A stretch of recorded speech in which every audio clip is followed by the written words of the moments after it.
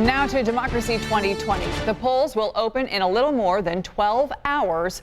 Voters in New York's 27th congressional district will decide who will represent them in Congress through the end of the year. Republican Chris Jacobs and Democrat Nate McMurray will face off in a special election to take the place of former Congressman Chris Collins.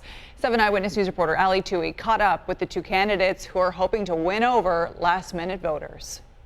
I'm running for Congress. I could use your vote tomorrow. Touring Niagara County. You guys gonna vote? Who's voted already? On the eve of Tuesday's special election. You guys all voted. I need you to go get 2 votes. Nate McMurray is giving his campaign for New York's 27th congressional district one last push before voters head to the polls. The Democrat from Grand Island narrowly lost the election for the seat in 2018. Instead, voters choosing Republican incumbent Chris Collins, who at the time was facing federal insider trading charges. You couldn't win against a Republican under federal indictment. Right. So what makes this time different? Well, I think that was a similar type of character. We had a guy that was a millionaire who was a Trump supporter. Now we have another millionaire who says, I'm a Trump supporter.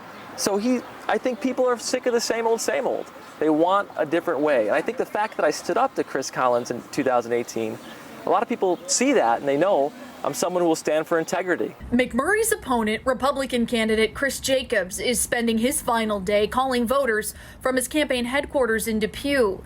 The 53-year-old from Orchard Park says issues remain the focus of his campaign. Commend President Trump early on in his candidacy talking about the threat of China. We need to, as we've talked about socially distancing, we need to economically distance from China. And we need to bring more of our manufacturing back here and good paying jobs here. The 27th congressional district, which stretches from the outer ring suburbs of Buffalo to Canandaigua, is a Republican stronghold. It has some 40,000 more registered Republicans than Democrats. Political experts say if McMurray can pull off an upset, it could have implications for President Trump's re-election. The Democratic candidate could win this seat. That would send a clear signal to Washington that President Trump's re-election campaign is in deep trouble. And experts also predict this race will be close and that we likely won't know the winner on Tuesday.